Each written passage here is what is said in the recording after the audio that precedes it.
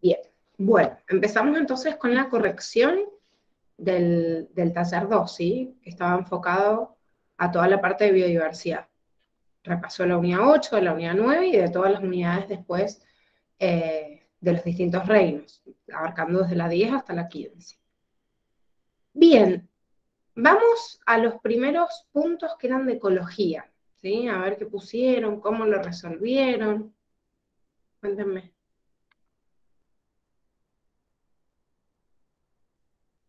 Ahora es cuando ustedes tienen que hablar, aunque tengan sueño, pero bueno, pónganle onda. ¿Qué pusieron en el primero?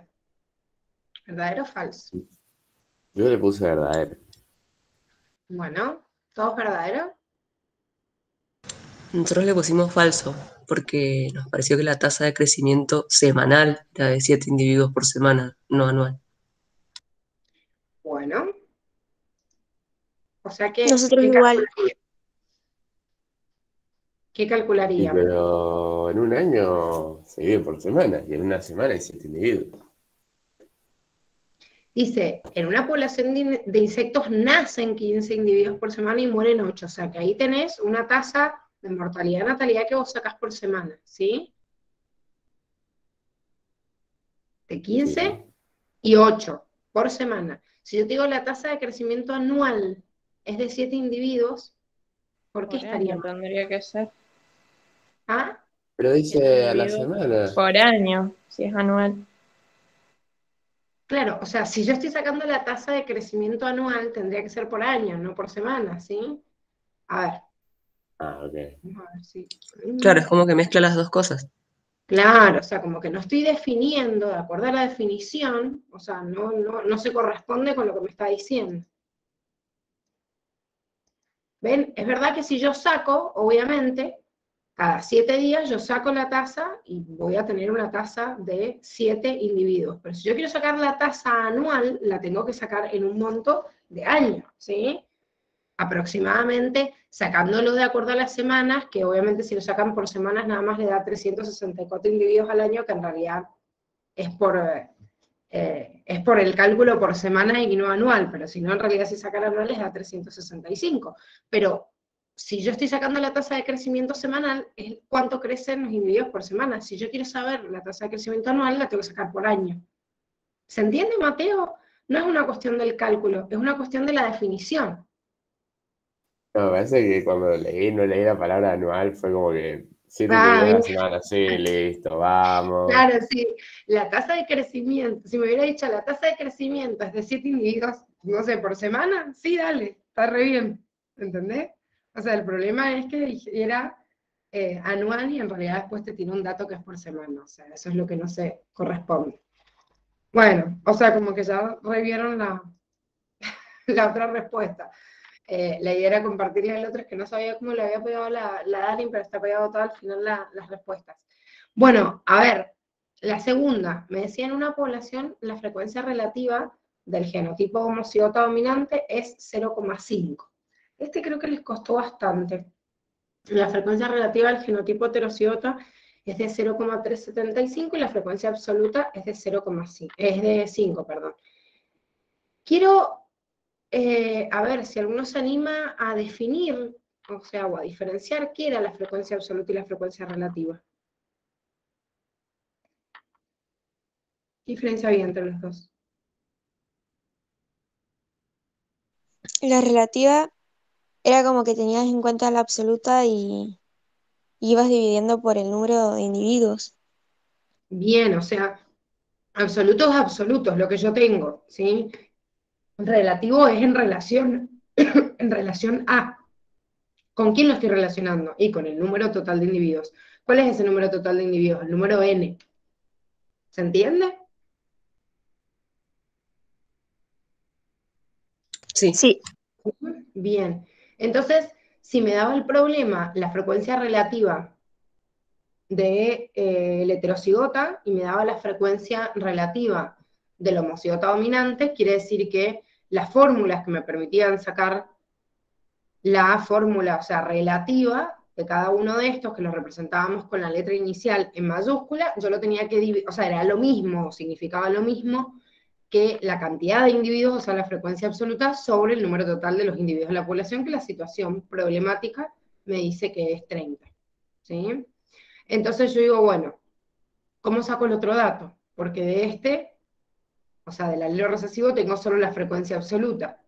Eso quiere decir que yo podría hallar la frecuencia absoluta a través de la misma fórmula, despejándolo, y si yo obtengo el dato o el valor total, tengo que ver a ver si se corresponde o no. O sea, que puedo despejar uno u otro. ¿Se acuerdan que en las fórmulas nosotros teníamos las frecuencias, como tienen acá relativas, D más R más H, todas en mayúscula, me tenía que dar la sumatoria 1. O sea que yo puedo saber si este es 0,5 y este es 0,375, el resto, o sea, me queda 0,875, el resto, que es esto que están viendo acá, es la frecuencia relativa del recesivo, o sea, lo puedo calcular desde ahí. O lo que podrían haber hecho es al revés, de acuerdo al tamaño de la población, calcular el otro dato y corroborarlo para ver si les daba. No sé cómo lo comprobaron. ¿Lo pudieron resolver o no? Yo hice eso de restarle a uno las dos frecuencias que daban, saqué la de individuos recesivos y bueno, ahí apliqué la fórmula de frecuencia relativa igual a absoluta sobre el número de individuos. Bien, perfecto. Bueno, esto es como está de hecho acá. O sea que el número de Sí, individuos quedó 40. sí. Bien. ¿Alguno lo resolvió de otra forma?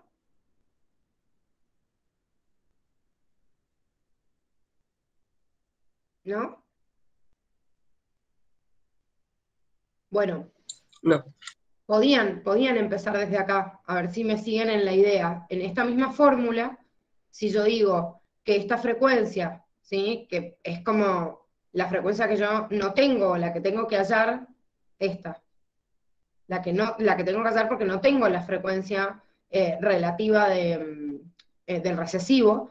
Si yo hubiera despejado desde esta fórmula, desde esta que tengo acá, tomando el número y tomando como número de la población a este que me daba, que es 30, me iba a dar una frecuencia que después sumándola con las otras dos frecuencias no me iba a dar 1, entonces lo comprobaba para el otro lado, ¿sí? O sea, lo podían comprobar con cualquiera de las dos fórmulas, pero lo que tenían que ver es si los datos, digamos, coincidían, porque hay una forma de que todas las frecuencias sumadas entre sí, obviamente me tienen que dar, quiere decir que esta frecuencia relativa está calculada en base a una población X. Entonces todos los datos me tienen que coincidir. Fíjense que en Claro. este problema no había incógnita. O sea, me estaba dando todos los datos de alguna forma, en una frecuencia relativa en otra, pero me estaba dando todos los datos. Si no hay incógnita, quiere decir que yo tengo que ver si coinciden todos los datos. Si hubiera una incógnita, tengo algo que resolver, pero no puedo tener un verdadero o falso. O sea, no sé, lo estoy resolviendo. Pero acá no es que tenían que resolver, tenían como todos los datos. Uno lo tenían que, digamos, darle una pequeña transformación, pero en realidad tenían todos los datos, que eso es como lo raro. Bueno, vamos a... En 3... Esperen que no sé cómo está. Ahí está. Bien. Creo que están en orden, avísenme, porque están las consignas en un lado para no volverme y seguir con la resolución acá. Díganme si están en orden, porque por ahí, si se pegaron mal, volvemos a las consignas. Bueno, la primera decía, la ostra posee una tasa de natalidad constante. Si ustedes recuerdan, las ostras no tenían una tasa, digamos, de natalidad definida porque dependía obviamente de la población que estaba en ese lugar, que estaba ocupando el hábitat en ese lugar. Aparte de eso, esperen porque esto está justificado otra cosa. Bueno, acá está justificada por la tasa de mortalidad, pero a ver, las ostras, no sé si ustedes se acuerdan en el patrón de nacimiento y de muerte de las ostras, la gráfica a la cual se correspondía. ¿Se acuerdan? Sí, que era alta en la primera etapa de vida. Bien, o sea que si yo me muero mucho al principio, quiere decir que la tasa de reproducción también es muy elevada al principio, ¿sí? Les digo porque acá está justificada nada más con la tasa de mortalidad, pero quiero que en la gráfica se acuerden que cuando tenían la tasa, digamos, de mortalidad en un determinado momento, depende obviamente de cuántos nacen en ese momento. Entonces, Si yo tengo una línea que es constante, yo puedo hablar que la tasa de natalidad y de mortalidad son constantes. Si yo tengo una, por ejemplo, como nosotros, tenemos una alta tasa de mortalidad cuando estamos en la última etapa de la vida, pero al principio es bien bajita, ¿sí? Y es bien bajita porque se equipara y puede haber una tasa de natalidad más elevada que la de mortalidad, que al final se invierte. En la otra pasa al revés, ¿sí? Entonces, constante no es todo lo contrario a la tasa que nosotros tenemos de natalidad y mortalidad en el ser humano, porque la curva es igual, pero como para el otro lado. O sea, tiene una alta tasa de mortalidad al inicio. Por ende, obviamente lo tienen que compensar con la natalidad. Bueno, la otra decía, en un crecimiento exponencial, a medida que la curva se aproxima a la capacidad de carga, se enlentece. ¿Pusieron falso en esto o no? Sí, era porque la capacidad de carga es para el crecimiento logístico, ¿o no? Bien, perfecto. ¿Por qué? ¿Qué me indicaba esa capacidad de carga? La cantidad de el ambiente individuos que el podía ambiente puede soportar. sostener. Bien. La cantidad de individuos máximos que digamos que ese territorio puede sostener. Entonces, si yo digo la cantidad de individuos máximos, quiere decir que en ese momento se frena la curva, y por eso no es característica de la exponencial, ¿sí? Yo tengo una duda, en la exponencial, ¿no había un momento como que llegaba, que se hacía como más lento el crecimiento? Es que, es que en realidad siempre, de alguna forma, AUS tendría que hacerse algo más lento porque nunca va a ser eterno. Claro. Sí, sí, obviamente en algún momento se hace más lento. De hecho, ni siquiera los microorganismos pueden como sobrevivir eternamente y acaparar tanto, tanto, tanto como para que sea indefinido su crecimiento. Pero bueno, ni siquiera hay una curva bien marcada, y esa pausa que vos decís tiene que ver con el agotamiento de los recursos, obviamente. Pero es como en la curva se ve como que por ahí se enlentece o deja de crecer tan bruscamente, pero sigue con esa tendencia y esa forma en la curva. Nunca se hace ese achatamiento que ocurre en la capacidad de carga. Pero sí, Ah, de bien. alguna manera todos en algún momento dejamos y agotamos todos los recursos, o sea, no hay un crecimiento nunca indefinido. Es como Claro, un claro. tipo. Tenía esa duda con los recursos porque también había leído algo así en el cuadernillo que en algún momento, bueno, viste, se hacía más lento por los recursos, pero no estaba segura porque como, bueno, con los chicos estábamos hablando en este punto y vos le tenías que, era como los ejemplos en el laboratorio, entonces vos le agregás recursos. Entonces, Claro, sí, sí, sí. Artificialmente no. Artificialmente es como que el crecimiento exponencial vos siempre lo podés ver en su máximo desarrollo. Por eso cuando hablamos del crecimiento in vitro o regulado a través del laboratorio, es como que podés experimentar que realmente el crecimiento exponencial tiene la capacidad de cada vez hacerse más exponencial. Pero vuelvo a lo mismo, son situaciones de laboratorio. Si vos vas a la realidad, y sí, en la realidad sí se te va a hacer un crecimiento más lento, porque en algún momento los recursos se van a agotar o existe la competencia interespecífica que te va a limitar el crecimiento de uno o de otro. ¿Sí? Pero, o sea, en el laboratorio o en un campo controlado, significa que el hombre está regulando esa tasa de crecimiento exponencial. Incluso puede sacar un determinado grupo de individuos y volver a, no sé, a meterlo en otra zona de control y volver a comprobar la tasa. Entonces después sacan todo la otra proyección de la tasa de crecimiento en base a lo que pasó en las primeras etapas, no es que están ahí tampoco eternamente con la especie adentro del laboratorio. Entonces, bueno, son situaciones ideales, o sea, es como lo defino idealmente, pero sí, está bien lo que leíste porque tiene que ver con esto. En situaciones reales siempre hay pérdida de algunos recursos y se pueden lentecer. ¿Sí? gracias. No, nada. Bueno, la siguiente, eran todas re falsas, para que justificaran un montón. En el modelo de facilitación de sucesión ecológica, las especies modifican el hábitat donde habitan para que sea más adecuado para ellas y menos conveniente para las sucesoras. Bueno, esto está mal porque el modelo de facilitación, como les está diciendo la palabra, hace que se modifique el hábitat para que, digamos, las siguientes generaciones estén más, digamos, aptas para poder desarrollarse. No es altruismo para nada, las especies no son altruistas, pero si ya sé que está cagado en esta generación y no voy a sacar nada bueno, bueno, de última me preocupo por las sucesoras. Es como cuando uno ya está, ya me entra en el final de la vida y dice, bueno, por lo menos veo que mis hijos tengan lo que necesitan para sobrevivir.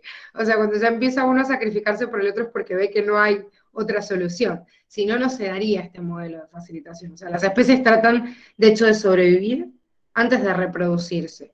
Pero cuando ya las condiciones del hábitat son malas, igual no va a poder sobrevivir y bueno, por lo menos se preocupa por las especies que vienen. ¿Se entiende? ¿Cuáles eran los otros Sí, modelos?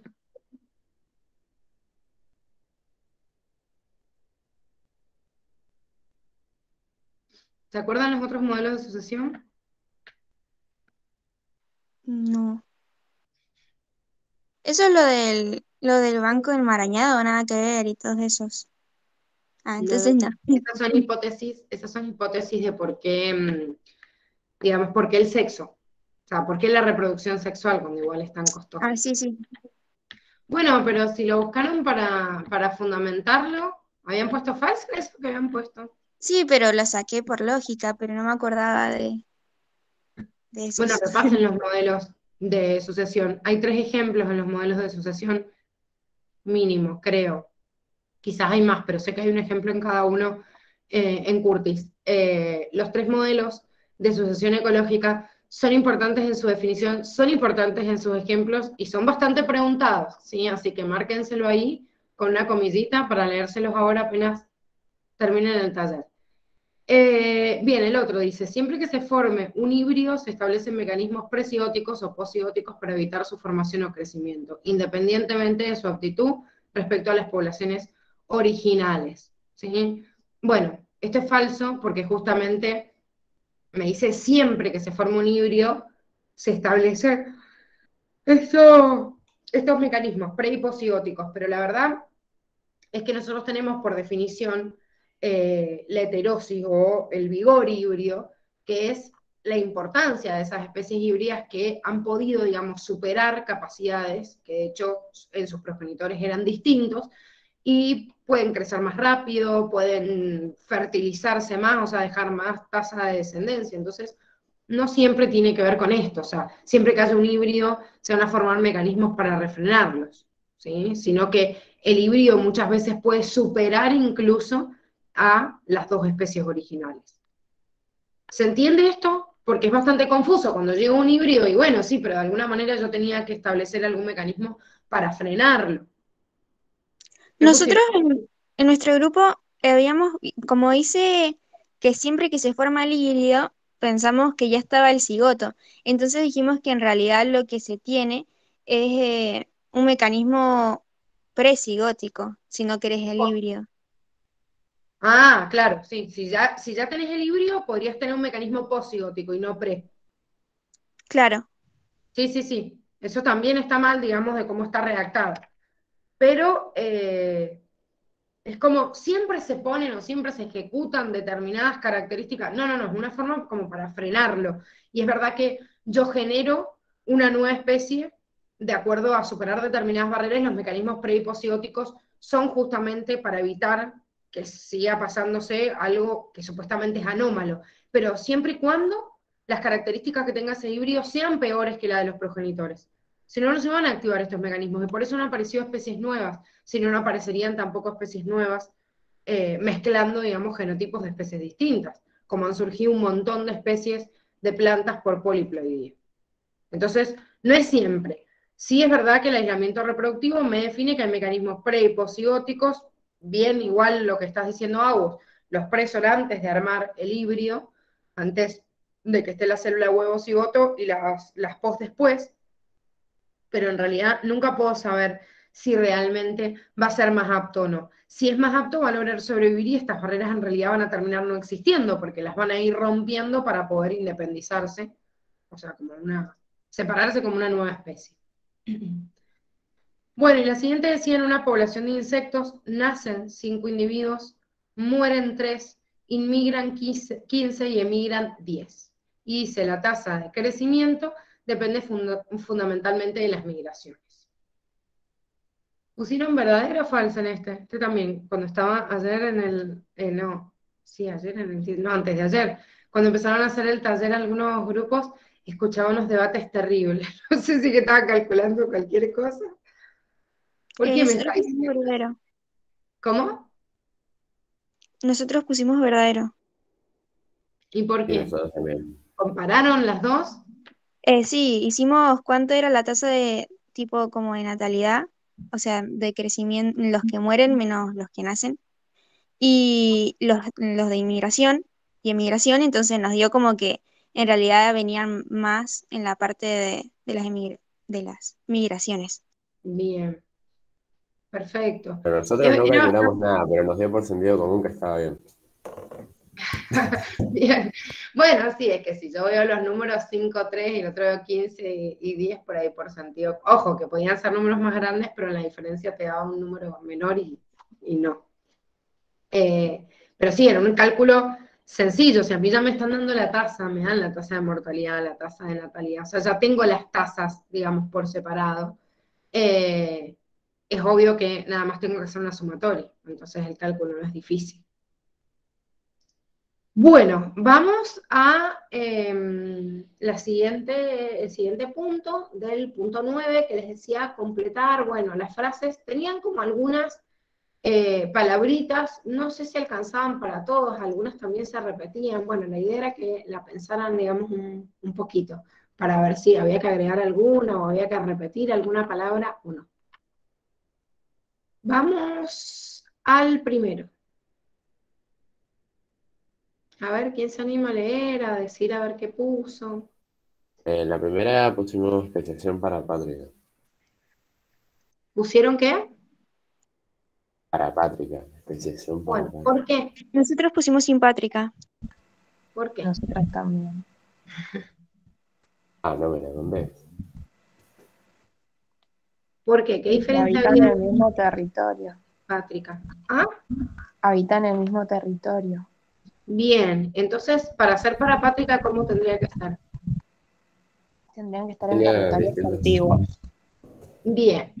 Fíjense que si yo digo que están en el mismo lugar, o sea, tendría que pensar que es una especiación de tipo simpátrica. Si no, bueno, yo digo parapátrica si está retirada o no me nombra viven en distintos árboles, o sea, me está dando a entender como que están exactamente en el mismo lugar, ¿sí? Bueno, la otra, La selección intrasexual. Sí, sabe. Intersexual, perdón. bien. ¿Qué diferencia había entre intersexual y intrasexual? Inter era entre el Pero, mismo sexo e inter entre sexos distintos.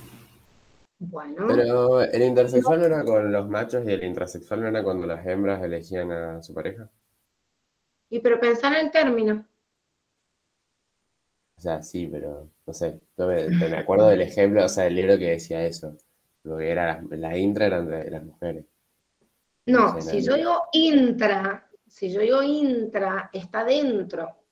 Entonces, si digo entre, quiere decir cuando hay una pelea entre machos o entre hembras para la cópula. Ahora, si hay una selección de uno con respecto al otro, o sea, del macho con respecto a la hembra, por ejemplo, que es la mayoría de los casos, como dice ahí, es entre los sexos. Entonces, ese entre es inter, el prefijo, ¿sí? Selección intersexual.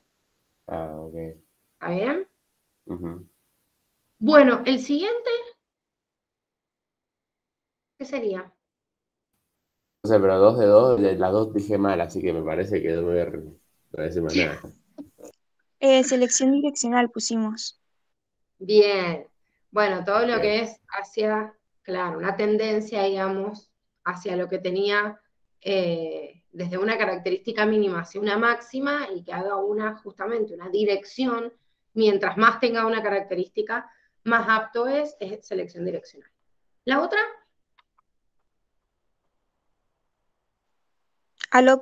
Alopátrica. bien, especiación alopátrica, porque hay islas, o sea, separación del océano es como, wow, o sea, una barrera bastante importante. La siguiente, En esa no encontramos bien, entonces nosotros agregamos especiación por poliploidía y pusimos cuántica. Bien, está perfecto, sí, por eso les digo que había algunos que no estaban o que había como una trampita para, y la misma palabra se los decía, y especiación por poliploidía. Bien. Pero sí, sí, o sea, el punto al decirme eso es especiación por poliploidía, no había ninguna de las que estaban definidas que encajaran con eso. Por eso decía arriba, ojo, que podía tener alguna trampita, por ahí esa que faltaban palabras.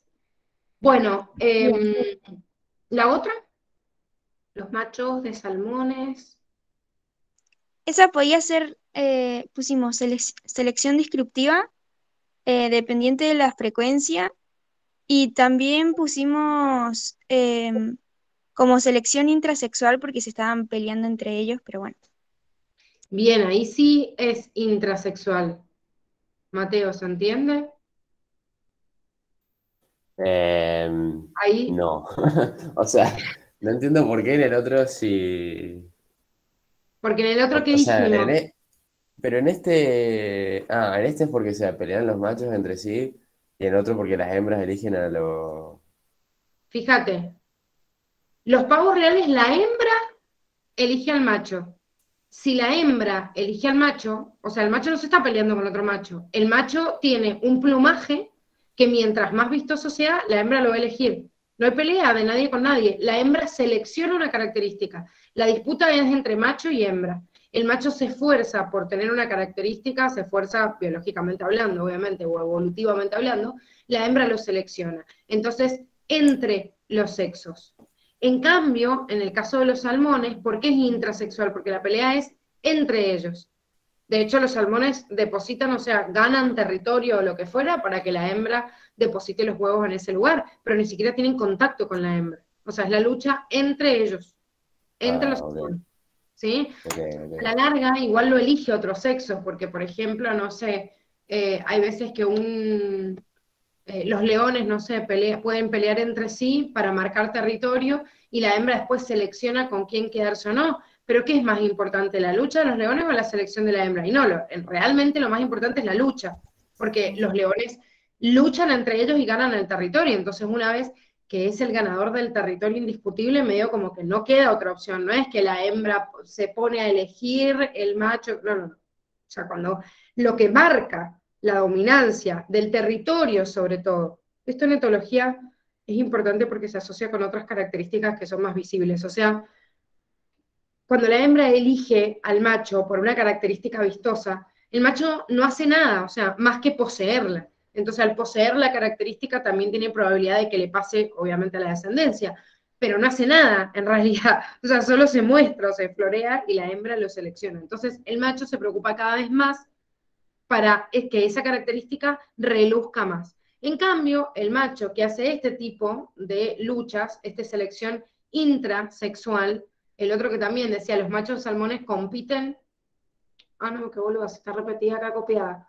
Bueno, no, había otra más abajo, que les hablaba de esta lucha, digamos, entre uno y otro.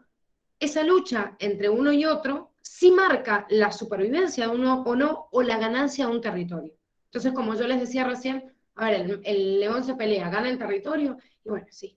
El gallo del lek se queda con el harén de hembras, sí, porque gana primero a los otros machos el territorio, y al ganar el territorio, gana como a las otras hembras. Entonces, siempre que vean esto, como esta lucha por, digamos, quedarse con un lugar, un espacio, generalmente algo de los machos, pero puede pasar en las hembras, sí, en algunos casos sí, por eso yo les doy siempre el ejemplo de las hienas manchadas, que son mamíferos como bastante comunes, donde la hembra es muy territorial. Entonces, si pelean entre ellos y defienden el territorio, entonces estoy hablando de una lucha intrasexual, porque se preocupan por ganar una batalla. Y después de rebote, al quedarse con el territorio, se quedan con la mayor cantidad de los individuos del otro sexo y por eso se pueden reproducir. ¿Se entiende? Sí. Bien. Bueno, la siguiente, ¿qué pusieron? Normalizadora. Normalizadora. Bueno, perfecto. Era uno de los ejemplos puntuales que tenían que saber, ese junto con el de la nidada, es normalizador. Bien, el siguiente, Una clina. una clina. Clina, creemos, porque está hablando de la característica Entonces dijimos, bueno, debe ser clina. Ah, espera, Bueno, ¿en cuál estamos? Ah, sí, nosotros pusimos clina. bueno, pero Isabel, los gorriones presentan un tamaño más pequeño en las partes más cálidas y mayor en la parte más fría. Nosotros No sé, pusimos para no sé por qué es disruptiva. ¿Pusieron qué? nosotras pusimos para Pátrica. Han puesto todos re distintos. Y Nosotros pusimos una clina nosotros porque estaba hablando de una disruptiva. característica. Perdón. ¿Por qué disruptiva? Y porque es como que tenés los dos extremos y se van a formar por ahí en el tiempo, se pueden formar dos diferentes. Sí, pero te está hablando de una escala por ahí. Dice los gorriones tienen un tamaño más chiquitito en una parte cálida y otra, pero no te está diciendo que no existen de puntos intermedios, sino, por eso no sería disruptiva. Los gorrioncitos, a ver, Igual tienen un también tamaño consideramos las clinas, pero bien, se va adaptando de acuerdo a la temperatura, por eso les pone el ejemplo de la temperatura, y en este caso, si yo tengo que hablar de estos tipos de selección, los gorriones también tienen, de acuerdo a esta diferencia térmica, en el cual me beneficio de que en una temperatura más cálida o más fría se regule el tamaño hasta que llegue un momento en donde se achica, o sea, tengo una temperatura óptima y después ya llega un momento en donde obviamente esa curva se dispersa. Si yo tengo que ver del crecimiento, que es más o menos lo que venimos hablando, o sea, seguiría siendo una selección normalizadora. Sin embargo, esto que están diciendo ustedes, que bueno, no tenían el término, pero como para agregar, en realidad las variaciones, o sea, de las adaptaciones específicas a cada lugar, poner clina no está mal. O sea, también me hablaba de esa característica. ¿Sí? O sea, pensaba desde ese punto de vista, en realidad como veníamos hablando de los tipos de selección y especiación, como para seguir como en la misma lógica en todas las preguntas, tendríamos que decir de esos dos tipos que es una selección normalizadora, pero no está mal que hayan puesto clina, porque es verdad, o sea, una variedad, una presentación, una variedad que de acuerdo al territorio en el cual están, puede modificarse, o sea, puede expresarse de forma distinta. Pero Giselle, ¿por qué es normalizadora? Porque es que, no te escuché, ¿Por qué es normalizadora? porque los gorriones en realidad lo que están presentando, o sea, como muchas otras especies, es un rango de acuerdo a temperaturas, digamos, más cálidas o más frías, que está bien, ahí te dice, presentan un tamaño más chiquitito en las zonas más cálidas y después más grandes, ¿por qué? Y porque se preocupan en realidad por crecer más, para proteger más a la nidada, y no, en el otro se reproducen mucho más porque la temperatura es cálida, entonces tienen más huevos, no tienen tanto tiempo para crecer, pero están regulando como la tasa de reproducción de acuerdo al tamaño, ¿entendés? Y la temperatura. Deducido de por ahí lo que el cuadernillo te habla en el ejemplo no solo de los gorriones, sino el tamaño de un ave o el tamaño que pueda alcanzar dependiendo de la temperatura que tengo en el medio, ¿sí? Si tengo, en los reptiles también les pasa lo mismo, si tengo una temperatura más apta, o sea, o son hembras o son machos, y de esa manera se reproducen más o se reproducen menos. Entonces digo, bueno, a ver, ¿cómo son las condiciones del ambiente? Son muy cálidas, bueno, se reproduce de forma chiquitita y mucha cantidad, y se va enfriando y hacia los extremos se va achicando, pero llega un punto en donde hay un extremo en el cual ya no se va, o sea, no va a crecer mucho de más, ni va a ser pequeño, ni va a ser grande, ni va a aumentar la nidada, sino que directamente se va a anular porque la temperatura no está dentro del margen que soporte. Recuerden que los gorriones igual son aves, así que siguen regulando su temperatura y tampoco tienen tanta tolerancia térmica. ¿Sí? Bien, gracias. No, nada. Bueno, y la última, decían los ciervos, la hembra selecciona al macho con la cornamenta más grande para reproducirse. Bueno, volvemos a lo mismo, es intersexual porque estoy hablando de entre, la selección entre macho y hembra. Espérenme un segundito, por favor.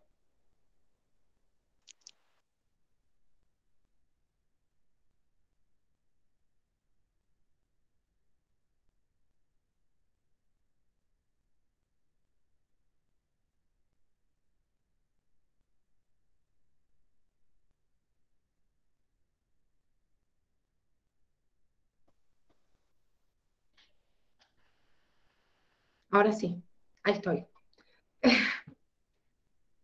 Perdón, es que mi hijo se tiene que ir a la escuela, lo estoy llamando, tiene el coso en vibrador, no me escucha, y directamente opté por gritar. Está en la No pasa heladera. nada.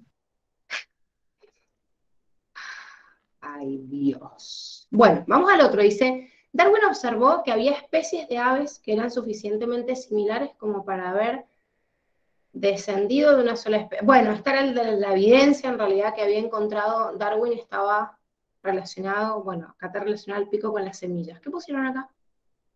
Descriptiva. Disruptiva.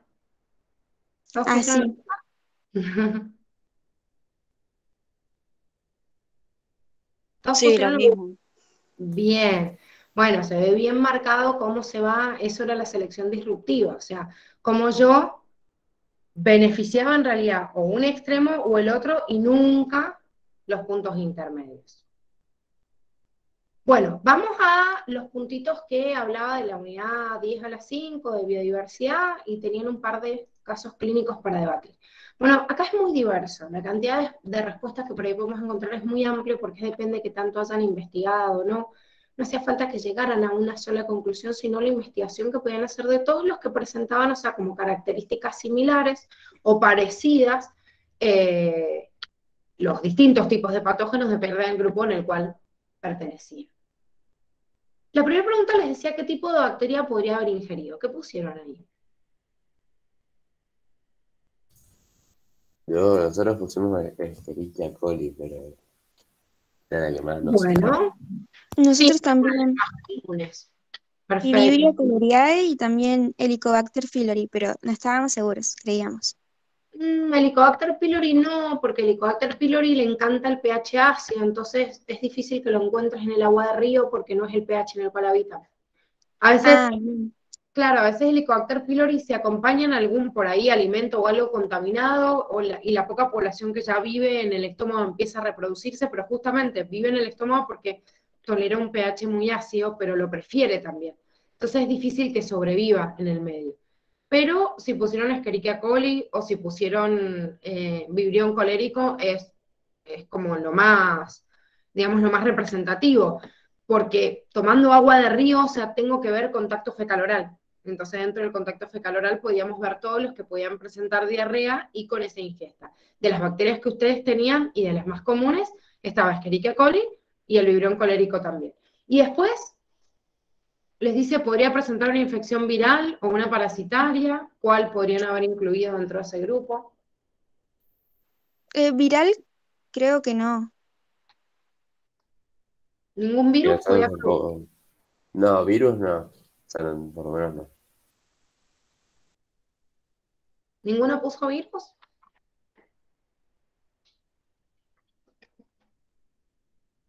¿No? Bueno, les cuento que las infecciones gastrointestinales por virus son las más comunes. O sea, no solo hay infecciones virales, sino que son las más comunes de todos. Por eso, generalmente, cuando tenemos una gastroenteritis, vamos al médico y el médico nos dice, bueno, rehidrátese, tome agua, coma arrocito y se va a la casa tranquilo y no nos da ningún tipo de antibiótico, ni medicamento, ni lo que fuera, porque lo más común son las infecciones por virus. Las Y intoxicaciones o lo que fuera, incluso en el agua, que hay un montón de virus, pero ustedes qué tenían que poner ahí o a dónde se tenían que enfocar, a los grupos, no particular, pero grupos de virus que eran enterovirus o que eran virus productores de enfermedades gastrointestinales, que tenían grupitos en los adenovirus y en los reovirus. bien, ¿Sí? sí, sí. Solo que dije, no sabía si podían estar en el agua, entonces. Sí, sí, sí, obviamente pueden estar en el agua. En el agua, en algún alimento o en lo que sea, pero en realidad el ingreso, digamos, de estos organismos a través del medio externo o la contaminación a partir de ellos me da los cuadros, digamos, como de diarrea o de gastroenteritis como más comunes, así que no se vayan a olvidar. Bueno, y en el caso de parasitaria, ¿qué pusieron? Una Giardia intestinalis. Bien, de las que ustedes tienen, digamos que ustedes tenían dos bacterias marcadas productoras de diarrea. Por un ¿La lado, fasciola puede ser? ¿cómo? ¿La fasciola te daba diarrea o no más? Sí, me parece que sí.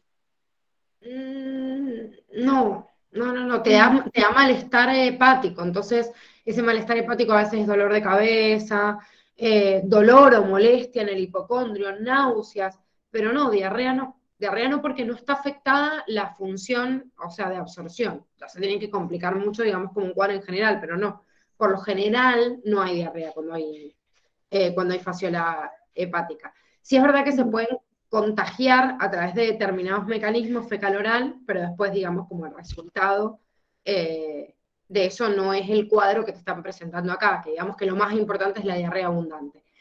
Yo les digo, podían poner Giardia lamblia y no les dice qué tipo de diarrea es. Y la verdad es que por ahí en tamoeba histolítica también tiene contacto fecal-oral y me da una diarrea, no es tan abundante, es más como es la disentería mediana, o sea, es una diarrea sanguinolenta, o sea, que daña la pared intestinal. Pero bueno, han habido casos de personas que parece que tuvieran una diarrea común o no hay tanta lesión de la mucosa y es una disentería de tipo amebiana, que la confunden incluso al principio con algunas disenterías como por ejemplo de tipo basilar que están dadas por Escherichia coli. Entonces, bueno, hasta por ahí eso también lo podían llegar a poner. Bueno, la otra, se decide realizar un análisis. Nosotros pusimos que podrían tener elevado los eosinófilos. ¿En cuál? Porque acá les dice si fuera una Sí. infección parasitaria. Si fuera una parasitaria Después, serían los eosinófilos. claro, porque después les dice bacteriana o viral. ¿Sí? Entonces, eosinófilos podrían aumentar si yo tengo una infección bien. No pusimos dentro de los parásitos por ahí algunos tipos de animal, ojo con eso, porque en realidad parásitos a veces no son solo los protistas. Entonces, por ejemplo, una infección parasitaria, lo que pasa que es difícil en el contacto por agua, que esté contaminada, digamos, el agua, tendría que ser al alimentarse, pero bueno, hay algunos gusanos redondos que podrían causar. Esperen, déjenme pensar. No, ustedes en nematos tienen solo las lombrices intestinales, ¿no? En la bibliografía. Sí. Sí, no, entonces no está bien porque no están en el agua los ejemplos que ustedes tienen. Bueno, entonces no, sí, si son parásitos, tanto igual si eran animales, si eran hongos o si eran protistas. El caso de este caso clínico nada más habían protistas, de los que podían causar patología para ustedes, ahí eosinófilos. Y después, si tendría otro tipo de infección, ¿qué aumentaría? No estoy segura, pero ¿pueden ser los basófilos o solo para resfríos son? No, los basófilos aumentan, pero generalmente aumentan de forma excesiva digamos, en una respuesta inflamatoria, aumentan lo mínimo, porque aumentan junto con todos los otros glóbulos blancos. Pero los tenés como aumentados muy grande en la fórmula leucocitaria en una alergia, pero no en una infección.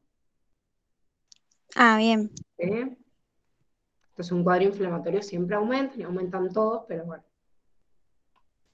Igual dice, Ah, nosotros como que no entendimos muy bien por ahí, sobre todo las D, o sea, cuando decían qué tipo de mecanismos inmunitarios, porque es como por ahí muy, no sé, como que si hay una bacteria o un virus, y en general como que todo el sistema inmunitario se va a activar, o sea, claro, no sé. obvio.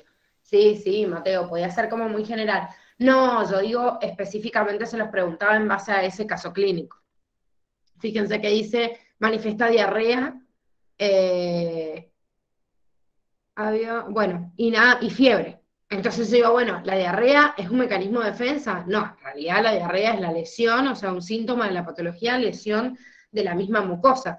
¿La fiebre es un mecanismo de defensa? Sí. Entonces se refería a que explicaras los mecanismos principales de la fiebre, nada más. Obviamente que se activa todo lo demás. Pero yo entiendo que el mecanismo inmunitario para distintos tipos de patógenos no es el mismo, chicos. Y eso sí es importante. Por eso les decía qué mecanismo se activaba. Por ejemplo, si yo tengo a un parásito más grande que una célula, lo más común es que yo tenga aumentado los eosinófilos, porque son las células que actúan sobre los parásitos. En cambio, ¿quién va a actuar contra una bacteria? Los neutrófilos, que son los primeros que van al ataque, y en una segunda instancia, después se activa la inmunidad específica y empiezan a aumentar los linfocitos. Si yo le hago una fórmula leucocitaria a una persona que está transitando una infección, va a tener un aumento de los glóbulos blancos producto de la infección y va a tener aumento de los neutrófilos si está en la etapa aguda. Y después de los linfocitos, si ya pasa a la segunda fase más crónica o en la segunda instancia, cuando ya pasa la semana, ¿sí? Van a seguir aumentando todos, pero hay una diferencia en la fórmula leucocitaria. En cambio, si yo tengo una infección viral, no van a aumentar, porque acuérdense que el virus yo no lo podía fagocitar, no aumentan los neutrófilos, no aumentan los macrófagos. Sí puedo medir otros componentes, como por ejemplo, digo, bueno, a ver en sangre qué es lo que está pasando y puedo encontrar, no sé, interferones, por ejemplo, elevados. O sea, porque los interferones son los que se elevan como señales químicas cuando hay una infección de tipo viral. Entonces, si yo quiero detectar un virus, voy más a buscar la partícula o buscar algo específico, una molécula que libera o que se libera cuando está presente, porque no voy a tener un aumento de los glóbulos blancos. ¿Se entiende? Pero el virus no podría ser, por ejemplo, los linfocitos citotóxicos porque, digamos, como que destruyen la célula infectada y el virus como que se queda en la célula. Sí, pero depende, porque está bien lo que vos estás diciendo, pero vos imagínate que si te agarra una infección justo a nivel intestinal, los virus que hayan logrado entrar en la célula y que no anden todavía circulando y que hayan lesionado la célula, y esa célula una vez que se muera por efecto del citotóxico, lo puedo ver, pero el linfocito citotóxico es uno de los tipos de linfocitos y no son los que más explotan en una infección como para vos analizarlo en sangre. O sea, fíjate que te dice, si yo hago un análisis de sangre, no es que estás rastreando específicamente algo, el linfocito citotóxico crece en ese lugar, se empieza a reproducir en los ganglios que están aledaños, por eso cuando yo tengo una infección generalmente se inflaman los los ganglios que están alrededor y atacan, digamos, alrededor de ese tejido todas las células que están infectadas. Pero a nivel sistémico no va a haber un aumento masivo de los linfocitos como lo hay cuando hay una infección, pero es a causa de los linfocitos B. Acuérdense que en sangre yo no sé cuál es linfocito T y cuál es linfocito B, pero la clonación y la liberación de anticuerpos que se hace masiva en esta instancia más o menos de 7 a 10 días desde que la persona se enfermó es por los linfocitos B, y esos son los que más se detectan en cantidad en la sangre. Ah, ok, ¿Entiendes? genial. Sí. Es por una cuestión de cantidad, nada más.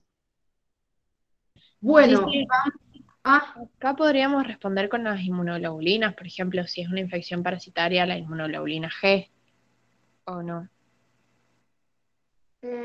Sí, porque dice qué valor, en realidad no pusimos.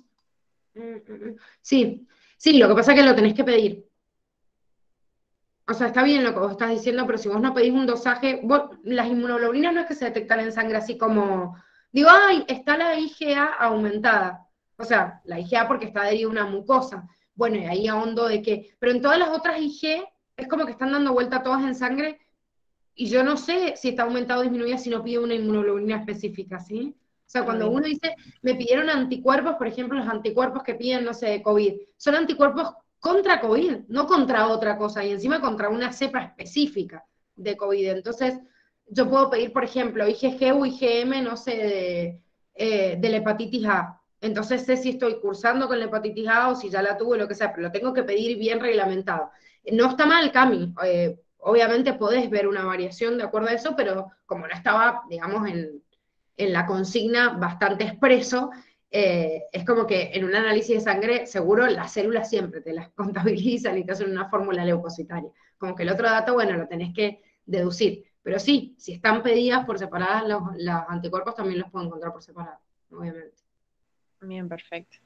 Bueno, vamos al otro. Dice, María concurrió a un tenedor libre, consumió paella con ensalada, al poco tiempo empezó a tener vómitos, diarrea, fiebre y dolor fuerte en el estómago.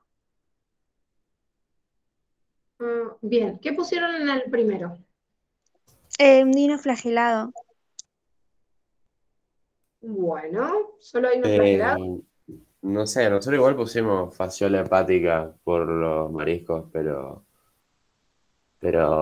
también, o sea, No, nos sonaba medio raro porque era por caracoles y era como que era como más grave me parecía, pero estábamos en duda.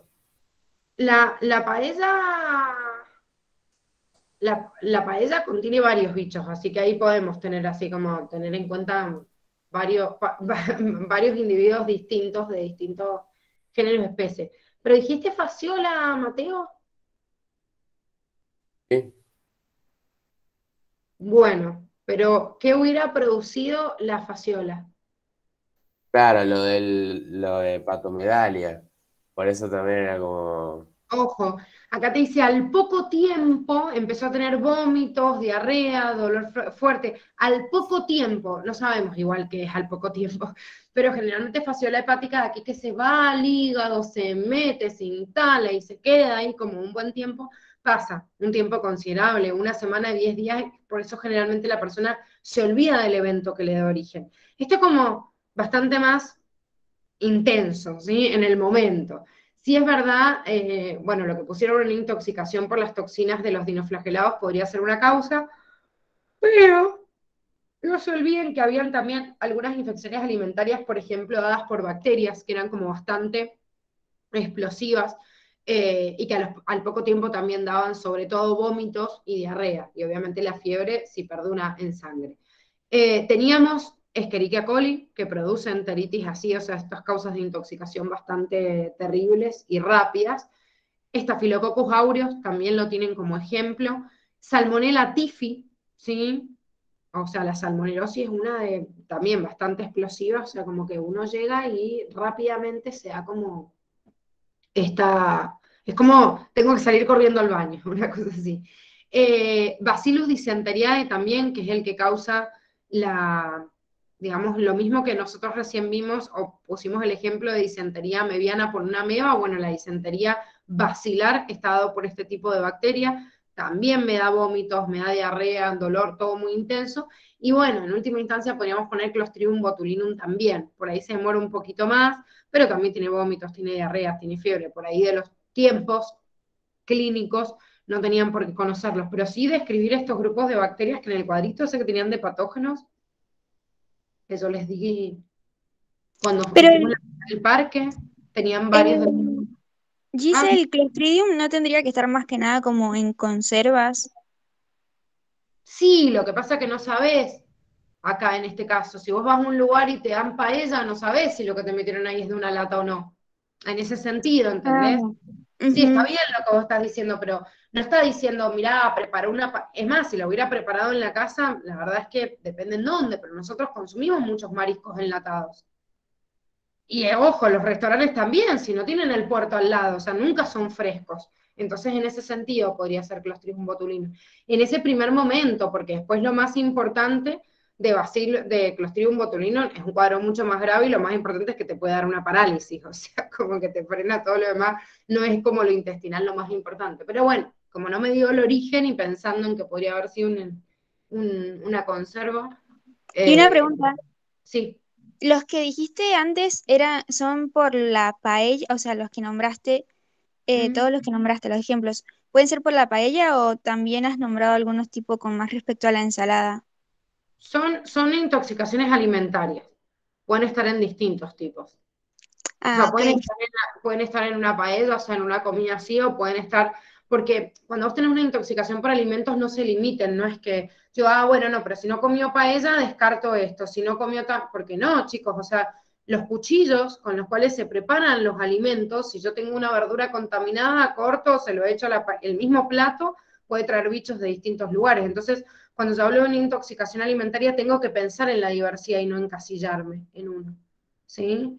Yo entiendo igual que era difícil esta actividad porque ustedes están acostumbrados a todo el año a hacer esto, cerrar su mente hacia una sola opción, hay una sola verdadera y no me puedo escapar de eso. Entonces, la propuesta de este taller a propósito era abrir un poco la cabeza y decir, esperen, o sea, cuando a mí me llegue un paciente, no es que me va a llegar un paciente y voy a decir, no, tiene esto, bueno, esto encaja con esto. O sea, de libro. Van a encontrarse quizás a un paciente cada 1000 de libro.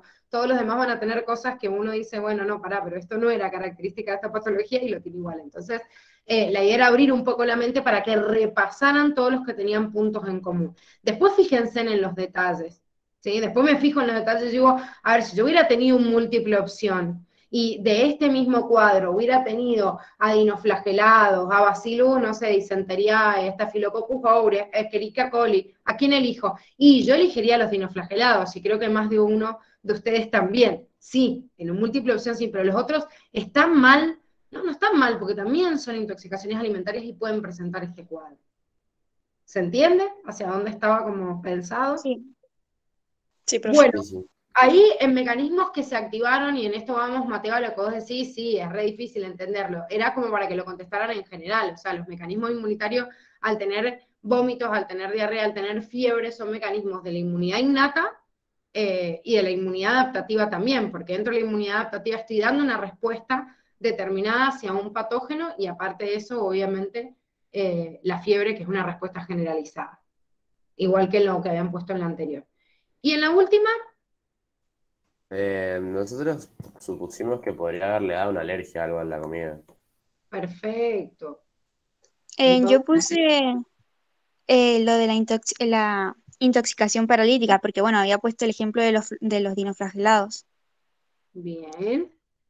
Bueno, fíjense que dentro de esto, o sea, sí, en realidad más allá de hablar de quién era el patógeno, les decía qué puede haber ocurrido, o sea, lo que puede haber ocurrido, como estaban diciendo, o sea, que alguna toxina obviamente responda de una respuesta como bastante exagerada y termine tratando, o sea, de tapando la glotis y puede producir un shock anafiláctico, ¿sí? Que puede coincidir con esas toxinas de los dinoflagelados o con otras cosas también, pero obviamente a eso estaba, digamos, referida, a que una toxina había dado una reacción alérgica y esa reacción alérgica es lo que puede producir ese edema de glotis, que es lo que está sufriendo, las consecuencias que estaba sufriendo.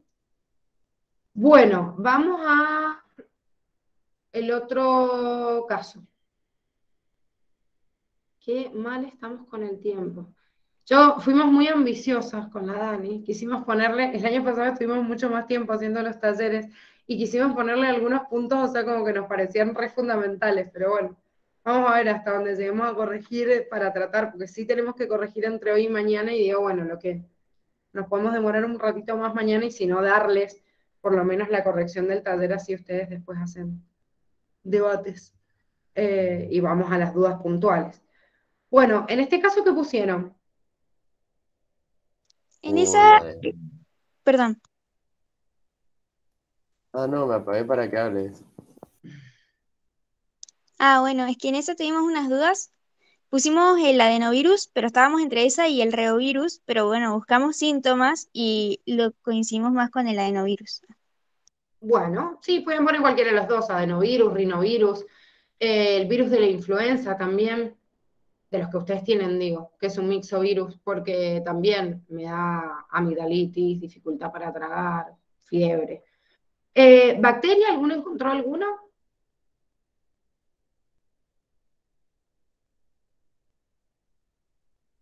¿No? Yo no En puse bacterias. Bueno, en el listadito que tienen al final, también que con el que repasamos en la actividad del parque, tienen un productor de cuadro de amigdalitis grave, digamos, grave con respecto a las infecciones virales, que es Streptococcus pyogenes. Ah, sí, lo colocamos ahí. Bien, también sería productor de estas características, digamos. Entonces, dentro de los patógenos que ustedes tenían, podían poner Streptococcus pyogenes y los virus que nombraron, adenovirus, rinovirus, el virus de la influenza. Bueno, la otra era más teórica, o sea, tenían que hablar que las amígdalas eran órganos linfáticos secundarios, o sea, bueno, lo que ya sabemos dentro del sistema inmunitario, qué función cumplen, obviamente, la adenomegalia o el agrandamiento de los ganglios tiene que ver con la proliferación de los linfocitos que se están activando. Bueno, la C, ¿qué pusieron?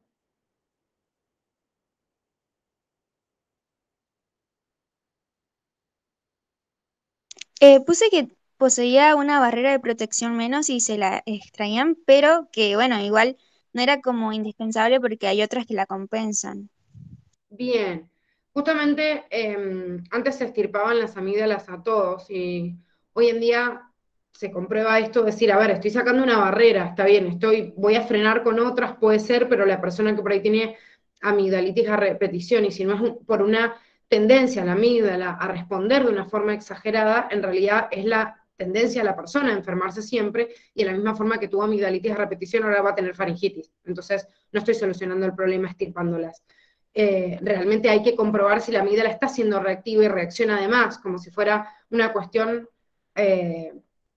cuando ya se convierte como un ataque a ella misma, o sea, como que ya las propias células, cualquier cosa anómala que hay, empiezan a agrandar y a aumentar de tamaño, y sí hay complicaciones por tener un agrandamiento, o sea, una adenomegalia. Por ahí la persona tiene dificultad a tragar, o bueno, o lo que sea. Entonces, por ahí se extirpan por eso, por la dificultad del mismo cuadro inflamatorio.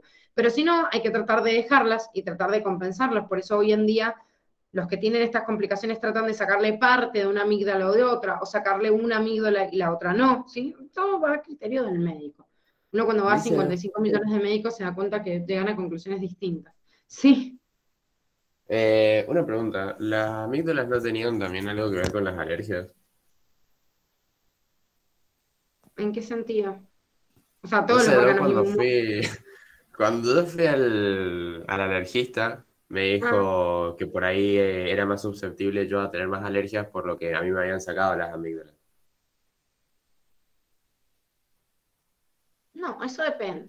Depende. Si te están sacando un órgano inmunitario, lo que sí tenés más tendencia es que te ingresen más partículas a la vía respiratoria y se pueden activar otros medios que te den más alergia, pero depende de tu organismo.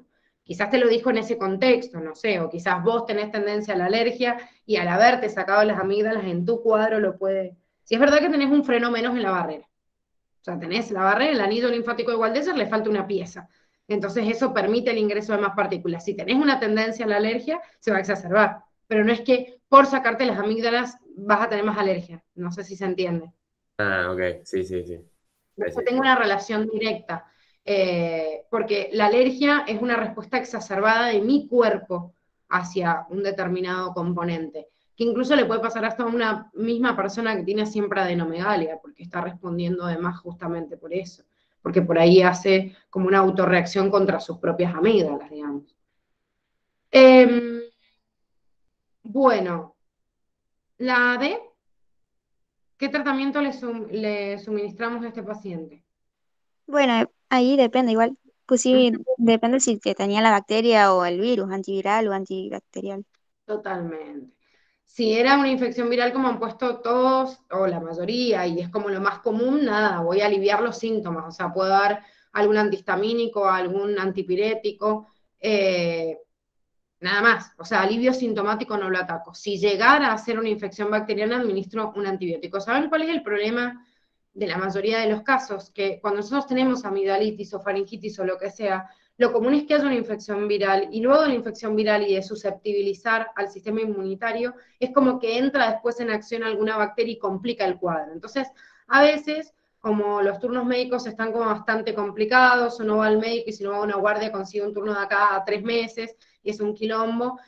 A veces el médico en la misma consulta, cuando se da cuenta quizás por los signos que tiene una infección viral y no bacteriana, nos suministra un antibiótico igual. Entonces, como para decir, bueno, cuando más o menos te estés curando, si te llega a agarrar otra bacteria y empeoras de vuelta, encima la persona va al médico y lo putea y dice, usted no me dio nada, yo vine hace una semana. Y sí, claro, pero es que hace una semana no tenías indicio de infección bacteriana y ahora sí, bueno, lo que sea, por ahí les enchufan el antibiótico y listo.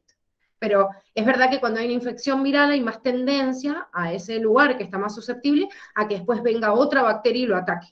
Pero la mayoría de los cuadros respiratorios son virales, no necesitarían este complemento, o por lo menos no en la primera etapa, ¿sí? Entonces, bueno, obviamente depende de qué es lo que le pasara al paciente.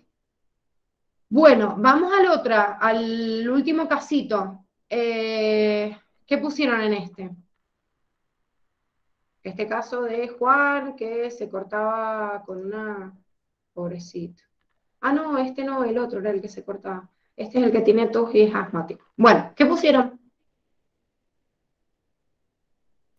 En realidad en la edad como que no entendimos muy bien porque era como qué barreras presentan en general o contra esto. O sea, sí pusimos las Y mucosas y contra esto. secreciones y esas cosas, pero no entendimos si era, no sé, tenemos que poner la piel, como que no tenía mucho sentido. No, no, no. En este caso, el cuadro o la patología que tenía, ¿cuál era la barrera que se estaba estropeando?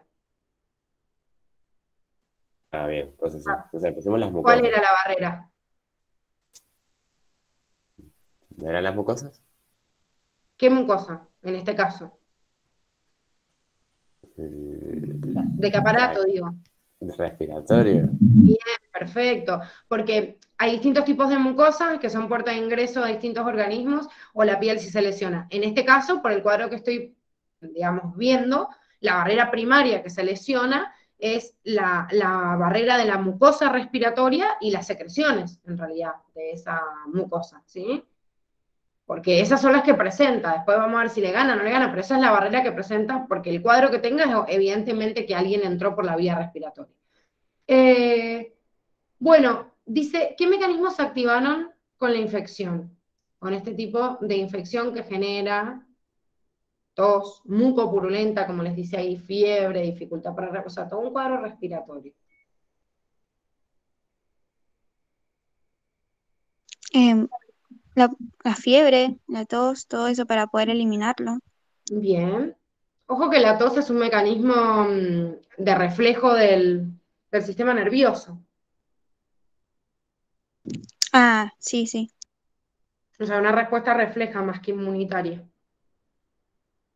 Bueno, tengo respuesta entonces inflamatoria local, generalizada, activación, luego de la respuesta inmune cuando se atraviesa la mucosa, de la respuesta inmune innata y de la adaptativa, en simultáneo, pero bueno, veo los resultados, digamos, como desfasados en el tiempo. Después dice qué tipo de infección podría tener y cuáles podrían ser los agentes causales. Ahí también podríamos encontrar infecciones virales y bacterianas, o sea, todas las que sean, digamos, respiratorias. Quiero Dice, dar un ejemplo. ¿la tos convulsa es lo mismo que la tos mucopurulenta? No, tos mucopurulenta es que se está lesionando la pared y sale con pus y moco. La tos convulsa es un tipo de patología que produce tos mucopurulenta. Por ejemplo, bien. Mycobacterium tuberculosis también produce, y no solo tos mucopurulenta, sino mucosanguinolenta, o sea, con lesión de la fibra y ruptura.